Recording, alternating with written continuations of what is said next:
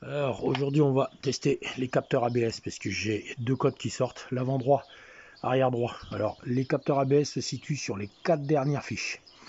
Donc le tout premier c'est l'arrière gauche, le deuxième en partant vers la droite bien sûr, avant droit, le troisième arrière droit et le dernier avant gauche. Alors on va déjà commencer par le tout premier. Donc la valeur de la RTA c'est entre 1 et 1,4.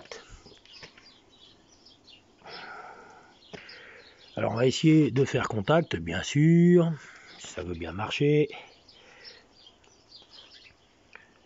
1,029, donc lui il est bon.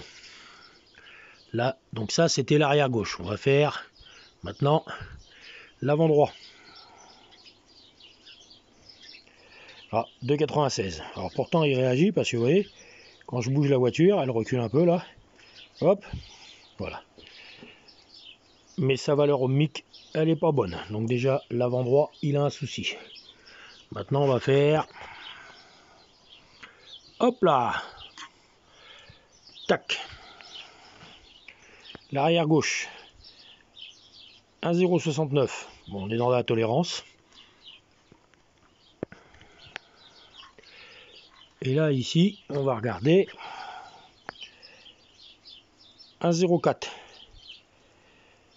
Et là, pareil, si je bouge la voiture, je la fais reculer un peu, on voit qu'il réagit. Donc 1,04. Ensuite,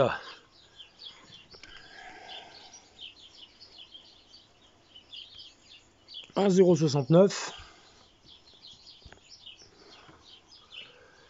Pour moi, on est pas mal. Celui-là, il est à 1,029. Normalement, il est bon, mais il est plus bas que les autres. Donc j'ai peut-être le souci à ce niveau-là aussi. Hop, et donc là, on a réellement, par contre... Alors lui, l'avant droit, par contre, il a réellement un souci. Donc on va déjà, je pense, commencer par lui. Et on verra si le voyant ABS s'arrête. Et là donc on va adapter, puisque ces capteurs là en neuf de toute façon c'est introuvable. Ça c'est un capteur ABS d'Audi A3 qui travaille exactement sur les mêmes valeurs ohmiques. J'ai vu le conseil d'un gars là qui a fait ça. Donc on mettra lui. Alors après c'est où on prend cette fiche là pour aller se reprendre sur le faisceau de la voiture. Ou alors on coupe les fils du capteur ABS en place pour aller venir les connecter là-dedans. À voir, ce sera à voir une fois démonté. Et ensuite, on refera les mesures. Alors lui, il est un peu plus long par contre. Il a la même gueule que ceux des XM, sauf qu'il est un peu plus profond. Donc il faut simplement limer un peu au niveau de la patte de fixation du capteur. Et bien sûr, prendre le jeu avec un jeu de cale avant démontage de celui d'origine. Normalement, ils disent que c'est 0,5, donc on verra bien.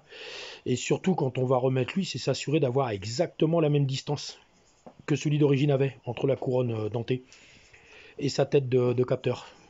Et logiquement, une fois que ça s'est respecté, on devrait retrouver une valeur un peu plus plaisante. Voilà. Mais ça, je ferai un sujet photo et écrit